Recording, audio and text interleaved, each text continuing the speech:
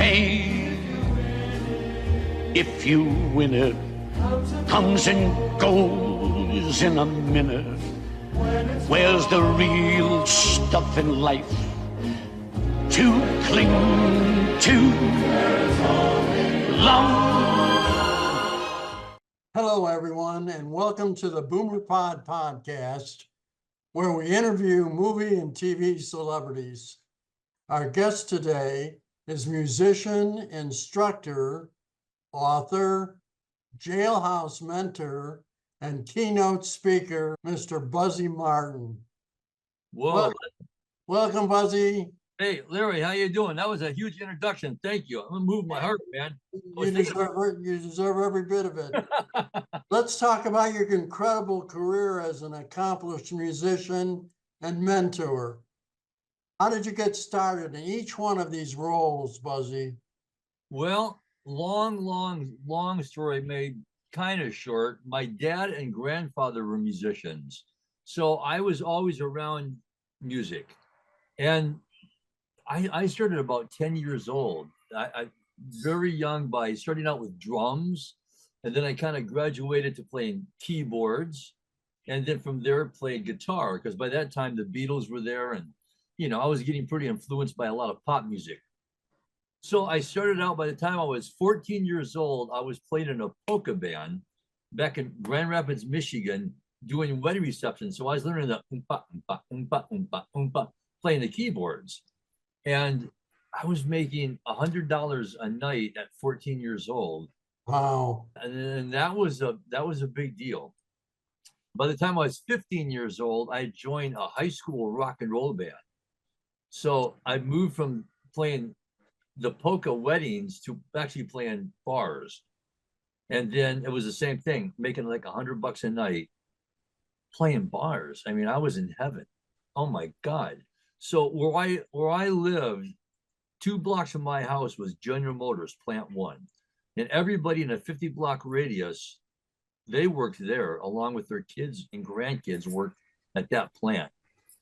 Except for me, I couldn't do it. And so by the time I turned 18, I was ready to jump into the bars full time, which I did until I was 23. I was playing the whole circuit.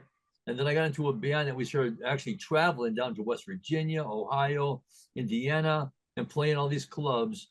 The band broke up. I got a little bit of money and moved out to California. And then from there, it was like being in Disneyland every day. I was like, oh my God. I started playing the Fisherman's Wharf, busking down there and making incredible money, meeting great people, really honing my craft and playing music.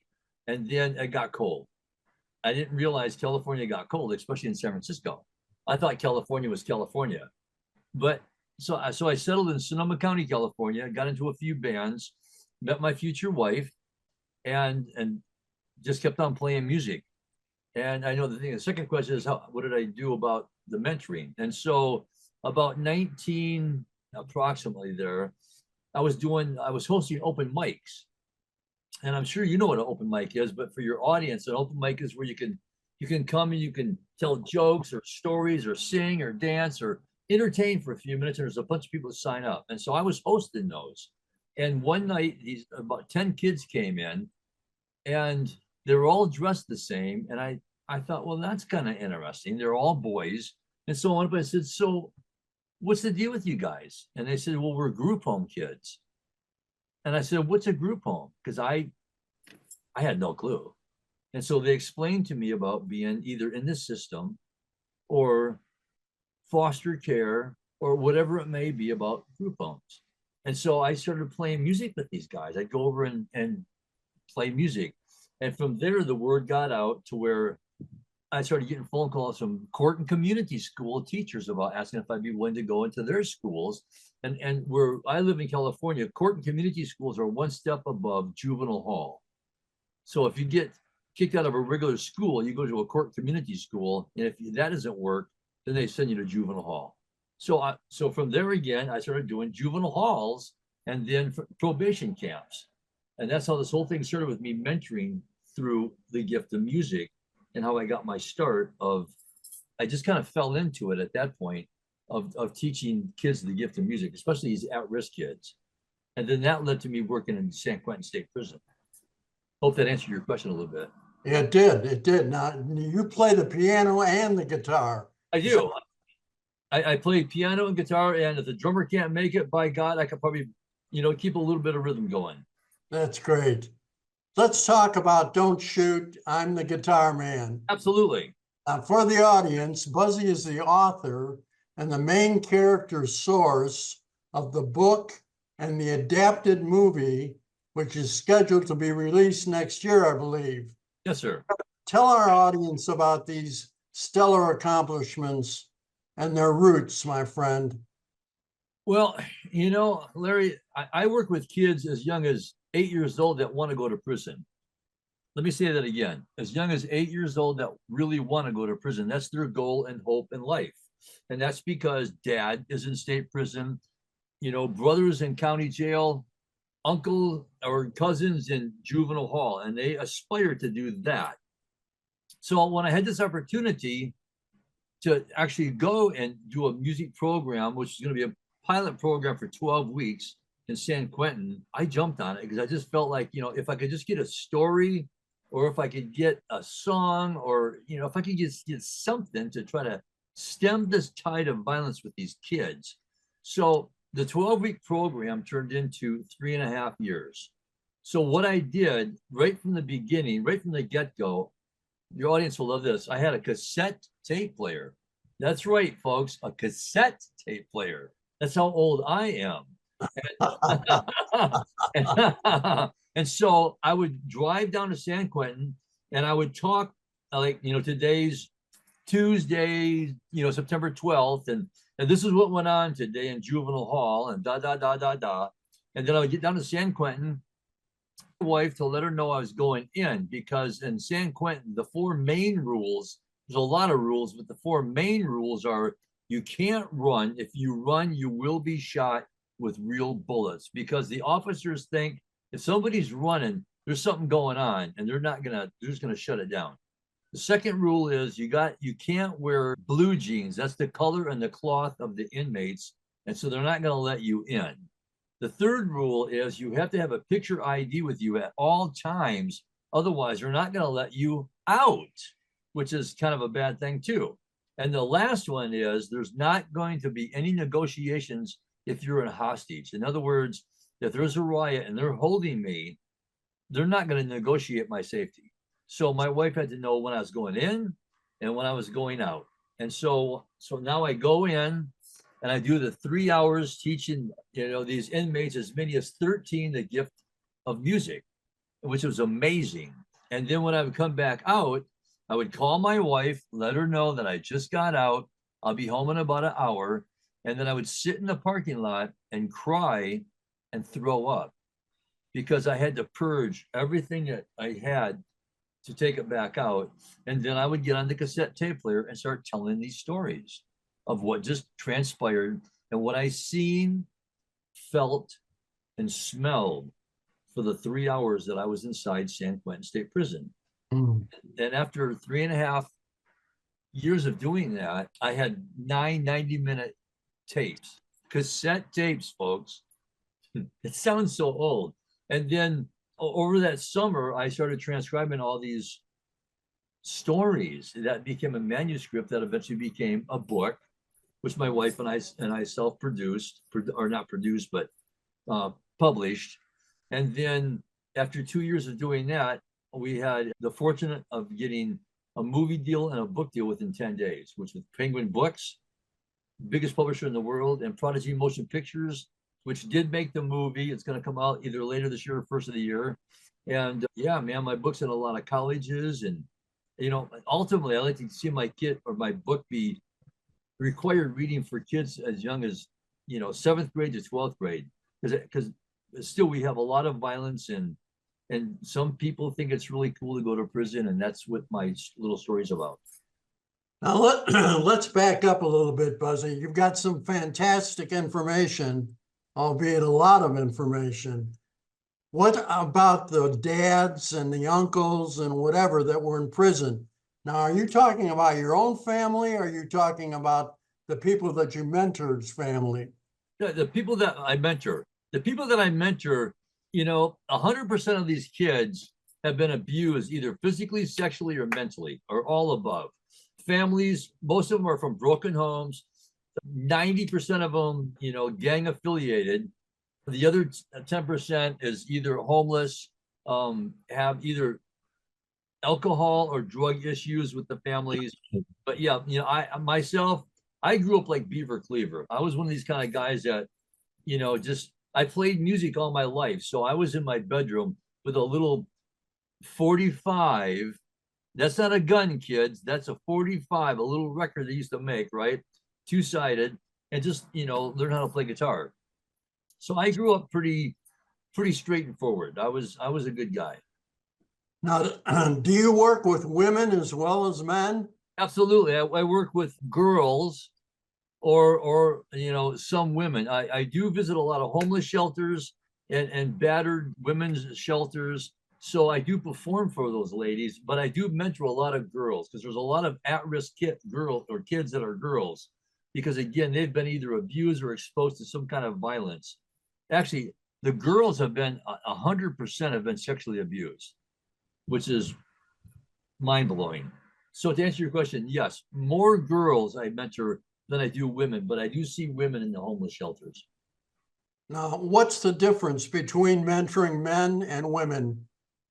I think that the men are more sensitive and the women are a little harder, which some people find that harder to believe, but I think women have to put up more of a defense or more of a wall. And these guys were never taught to be sensitive or be a kid. And so they cry easier than the women do. In that aspect, I find the women are a little bit harder. They hold it in, they internalize it, where the guys just let it go. And I sympathize with both. I try to ride that fence, but I do find that guys are they just bawl away, man. It's crazy. And the women just really kind of just tough it out. And that's probably because at least, they've probably seen so much and it all starts early. I've dealt with people that talk about scared straight, and it's like, they need a hug. They don't need to be, scared straight or yelled at or whatever. They've already had that all their lives. So to answer your question, it's just the guys are sensitive and the women are hard. You'd think it was the other way around, but it's not. Now, you've got a lot more experience at this than I had, but I want to mention that I had a radio talk show in Chicago a number of years ago, and the subject matter was teens that were in trouble with the law, all male. Two interesting results came of the effort. One, most of these young men, without provocation, blamed their plight on the misguidance of their mother. And two, the adults that were in charge, for the most part, felt that these dire straits were cycles that could not be broken. What are your findings and your thoughts about this? Well, I think the cycles could be broken. I don't think we try hard enough and we don't get involved enough. So at least in my dealings with at-risk kids and adults, I see a result right away where I try to get them. If it's the adults, I try to get them to find their childlike mojo. And if they're children, I try to make them or teach them how to be a kid. And I do that with music. So I think they can make a change. I think if you just got to find out what their mojo is. And what I mean by mojo is just what moves their heart. What is it that you can put a smile on their face? What is it that you can do to change their attitude and put them in the right direction? And what was the first question? These young men thought that the misguidance of their mother was the cause of their situation. Yeah, I think some of that is a cop-out just because we all have our stories. And I can see that and I sympathize with them. But, and I've had my own issues with my mom. But, we do have to kind of make our own choices and stuff. And I think it's a little bit of a cop out. I wouldn't say a total cop out, but a little bit of a cop out. That's my own belief and stuff and feelings. And it may be an individual, case by case deal, but we're all individuals. And my feeling is with something like that, at least try to, I have the gift of being able to write songs and get it off my chest. Some people can't do that, and I understand that. That's a good question. I have to really ponder on that one, Larry. That was good. Well, now you mentioned that in working with girls or females, that they were more of a hardened nature than the males. Correct.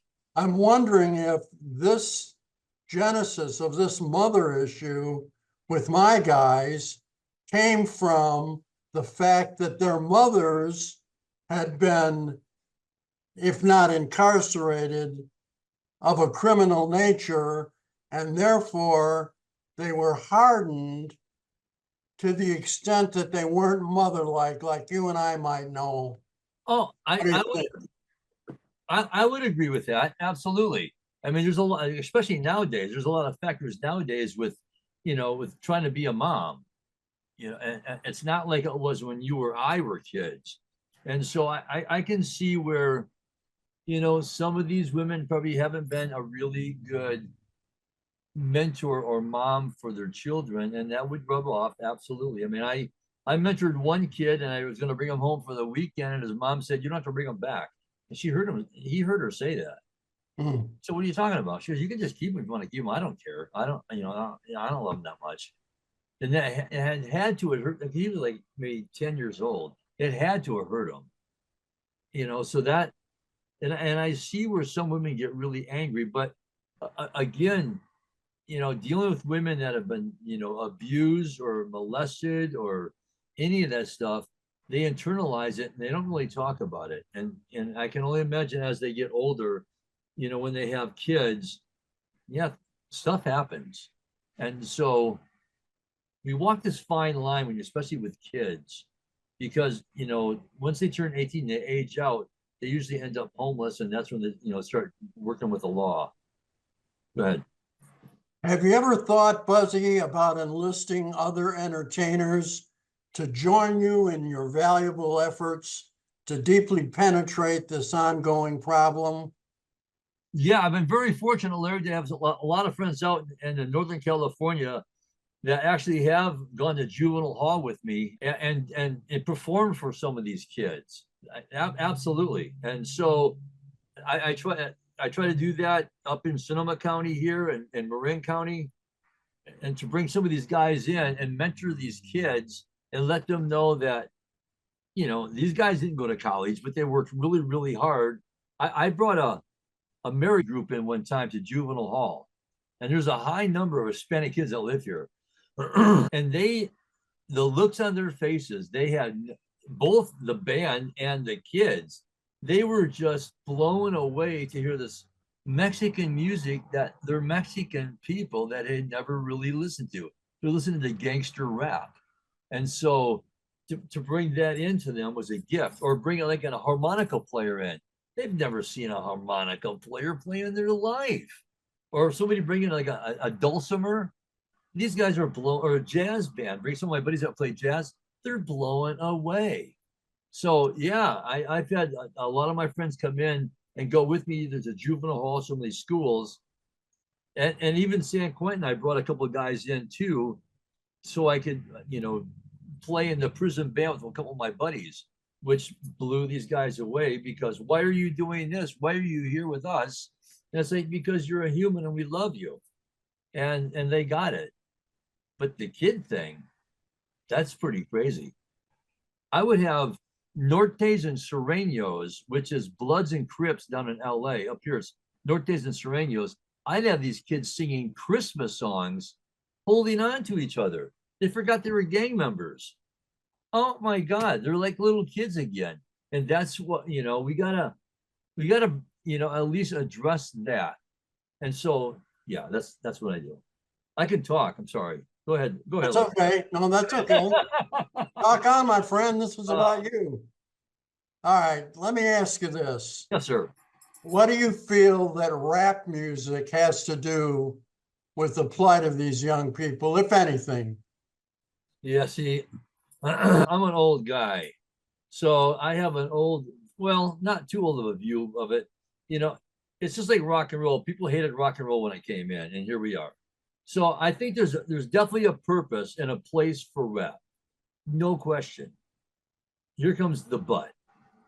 But young kids listening to heavy gangster rap music or heavy video games like Grand Theft Auto that have all that stuff on it, I really believe does influence, and I'm not a doctor or a counselor, PhD, but I feel that it does have an influence on the way the kids think.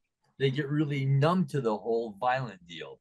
So to answer your question, I think there's a little bit to be said about having heavy dropping bomb things on kids and think it's okay. You know, there should be some kind of a age limit, I do believe, but then I sound really conservative, but I just feel there should be some kind of a gauge.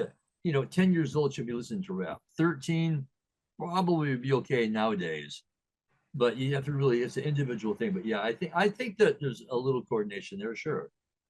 Well, I have a grandson that's a videographer, and he videotapes rap artists and hip hop artists. That's his business. And the fact of the matter is that according to him, and now that I've researched it a little bit, the rap and hip hop world is really taken over and really penetrated the entire world worldwide. Now, I wonder what the difference between the normal rap that is easily taken and gangster rap. I wonder what the difference in the two is. What do you think? Okay, well, my question is, what's the difference between hip hop and rap? Because because I could give you my opinion, which would be there's no cussing words, I think, in hip hop. Is that true? Well, it's all a matter of definition. And I don't really know how to answer that because I'm an old guy too. And I don't really know that much about it. I know what my grandson does, but he interchanges the terms hip hop and rap. But his music that he videotapes and publishes has plenty of slang, curse words, and demeaning words to women. Although he doesn't think that that's really a problem. Okay, well, let me ask you That's this. where he and I differ. Right. So here's two old boys talking. So is your wife alive? Which one? Really? Whatever. Okay, so okay, so my point is, would he talk like that around your wife or around his mom? Would he feel comfortable having those words there? You know what? I would have to ask him that. Because if he cringes, then he shouldn't be in it because he's just doing it for money. And he has to understand that that's other people's moms and daughters and whatever. So I know it gets to be a money thing, but just what you said about the demeaning and stuff, it's, if I ever called my mom a nasty word, my dad would have backhanded me. I know he would have. I know he would have. There's no question in my mind. And you and I were taught respect and honor and integrity as a kid. I know, and just by looking at you and talking to you, I know you had that.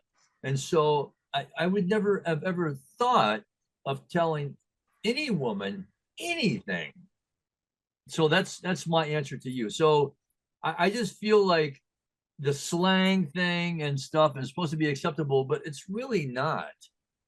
I find it really unacceptable because it's just not being respectful to anybody, especially women. But women don't mind sometimes. No, I don't mind that. It's okay. Well, then you were taught wrong too. So ask your grandson, would you talk to my wife that way? Would you call her a or? and see what he says. He's probably going to go, no way. So there's my answer. Well, there's one thing you have to remember, Buzzy. That's a whole different culture than you and I belong to. Oh my God, Larry, we're old. There not only the age difference, but the color difference.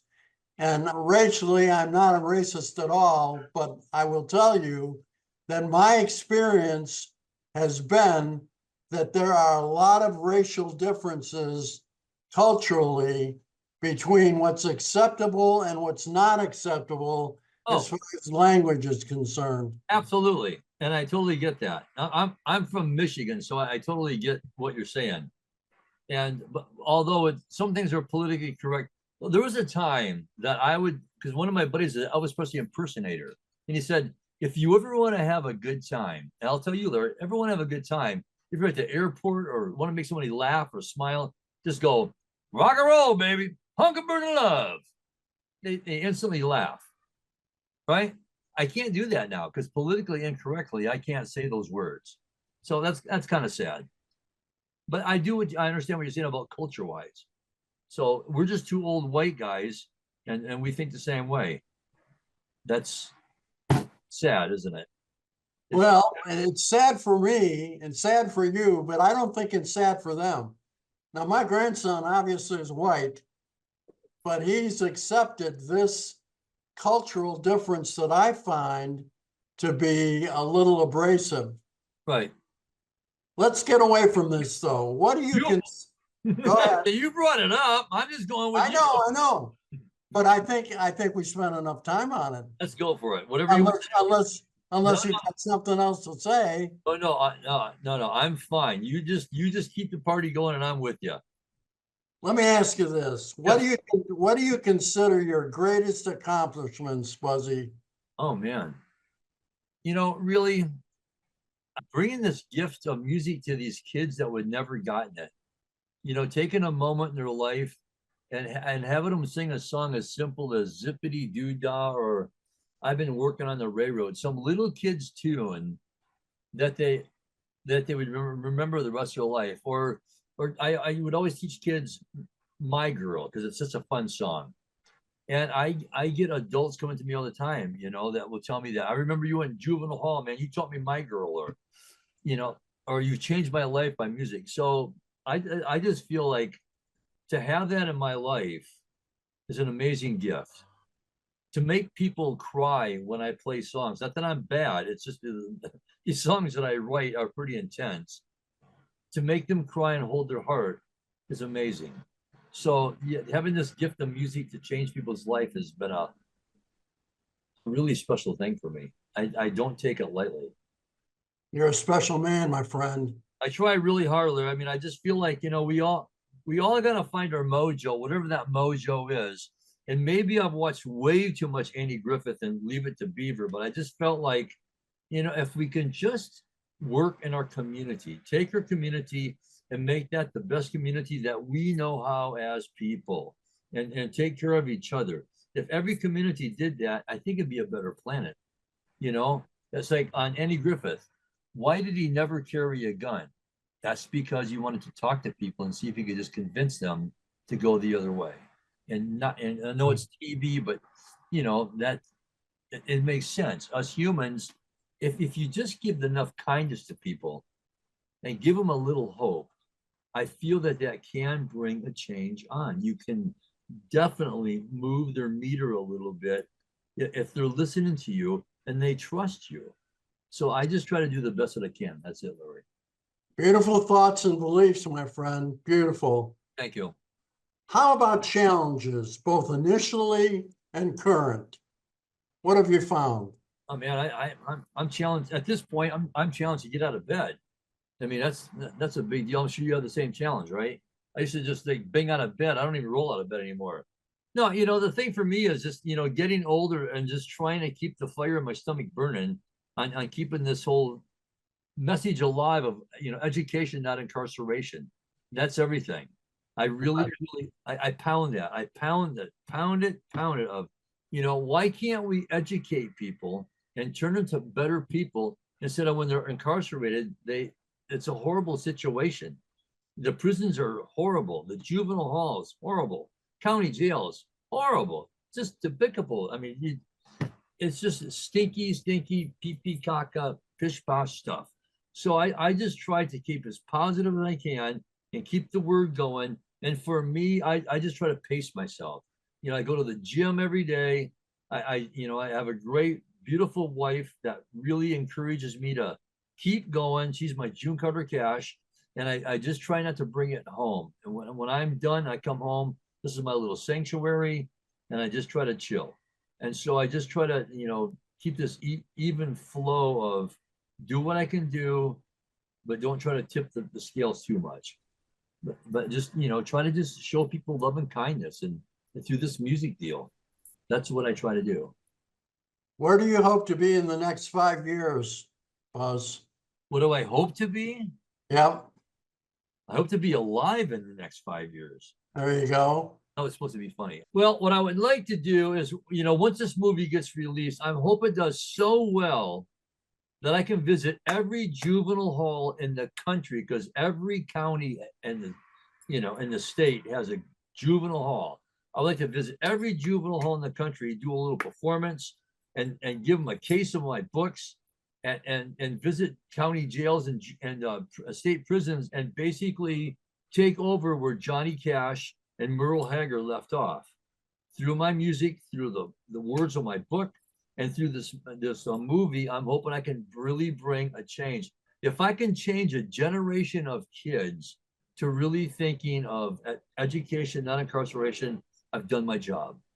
I couldn't ask for anything more. I've ordered your book, and after I read it, I'm going to be contacting you to answer a few more questions. Oh, absolutely. That's all right.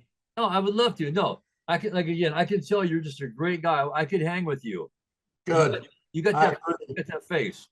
I agree. What can you tell us about your heritage, Buzzy? So my dad, full-blooded Dutch, completely Dutch. And my mom was French Canadian Indian. And wow. Oh, that was pretty intense. And my dad was from a family of 10 kids. He was the baby, so I was the baby of the baby. He was born and raised in Grand Rapids, Michigan, along with my mom. So I'm not sure how the whole heritage thing came down, but obviously her family came down from Canada and stuff. And I know that my grandparents on my dad's side, his mom and dad, came from Holland. But I came along so much later that I never got a chance to meet anybody. Because again, I was the baby of the baby. I actually thought that all my aunts and uncles were my aunts and uncles. In reality, they were my first cousins. I thought, and all my cousins were actually my fourth cousins. I mean, it was that far, in between. But yeah, I'm half Dutch, half French Canadian Indian. Have you ever been to one of my favorite cities in the entire world, Amsterdam?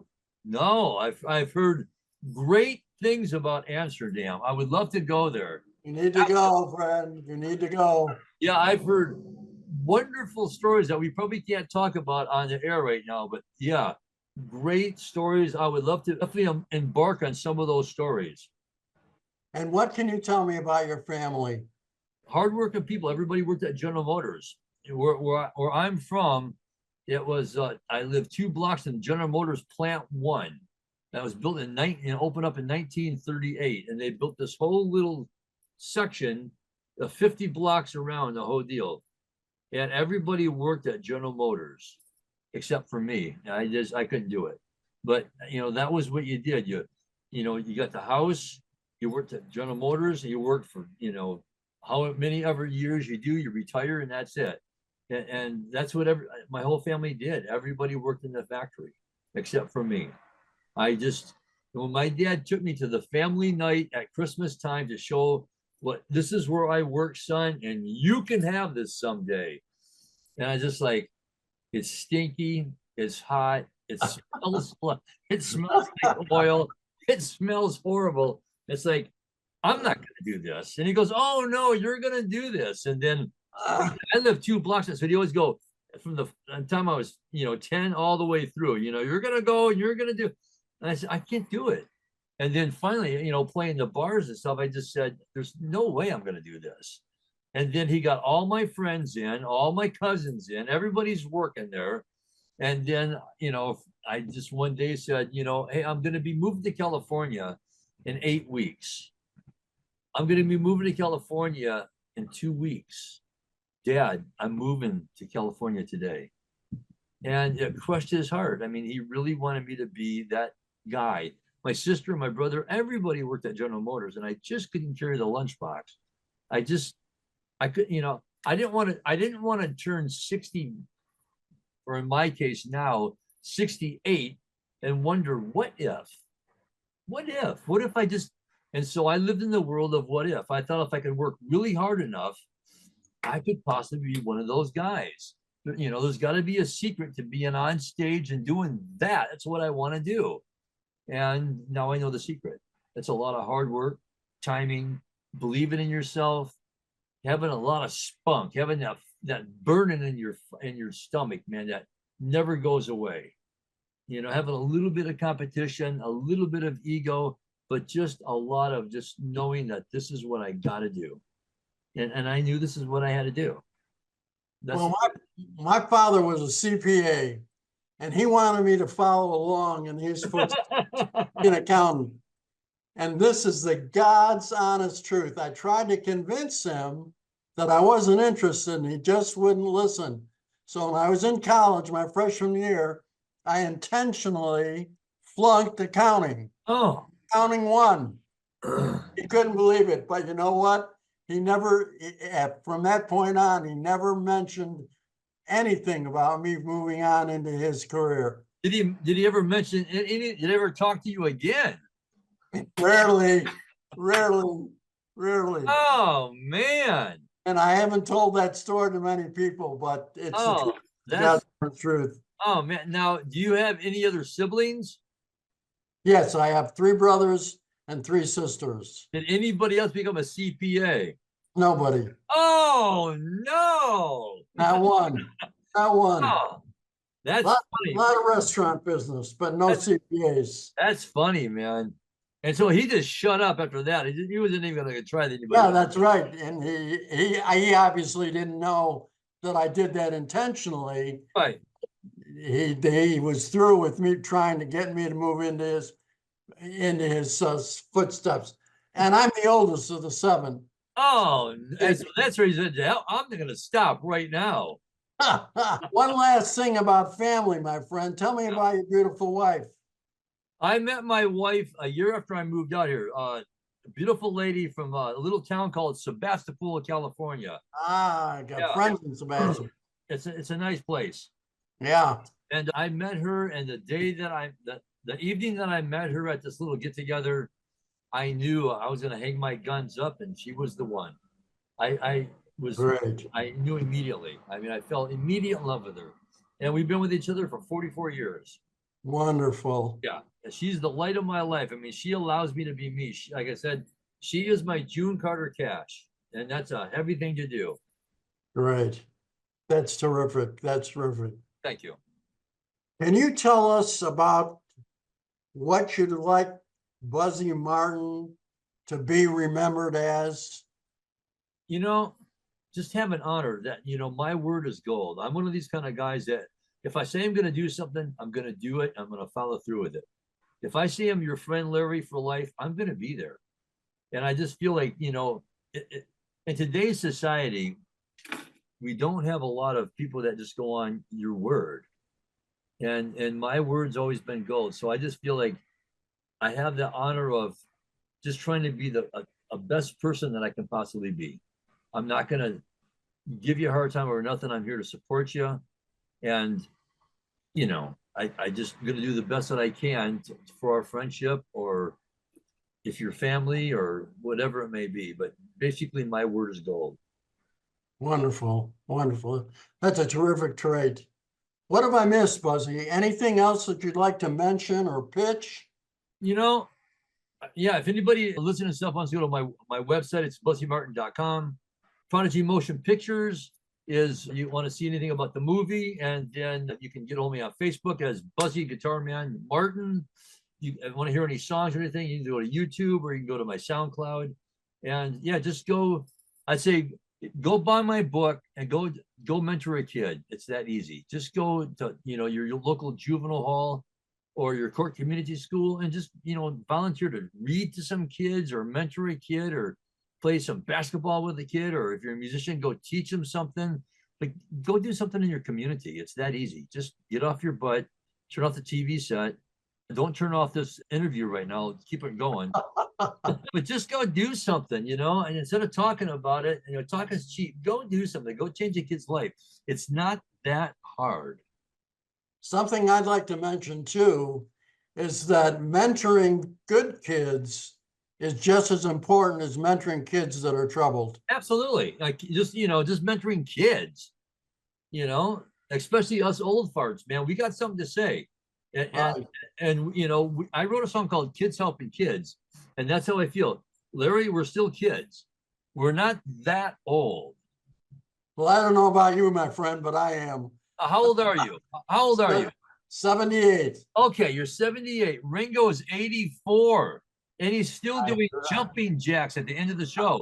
I know. Mick Jagger's 81. And he runs 10 miles a day. Oh, here's one more. Robert De Niro is 80 and his girlfriend is 24. He has a 9-month-old child. Come on, Larry. Well, I don't want to talk about that.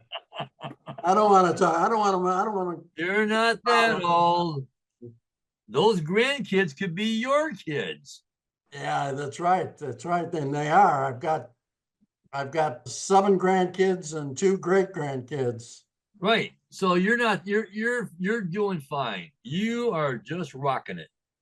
Will you join us again in the future? Absolutely. After I read that book, especially get some updates on your career and some information that you can share. Absolutely. Looking forward to it, Larry. Well, be well, Buzzy, and thank you. Very interesting conversation. You moved my heart, man. Thank you very much for taking the time and talking to me, and we'll be talking soon. In the meantime, enjoy your life down in, well, you know where you are. Ensenada. Exactly. Take care, my friend. Till next time. Bye-bye. Bye-bye. And you will be happy too.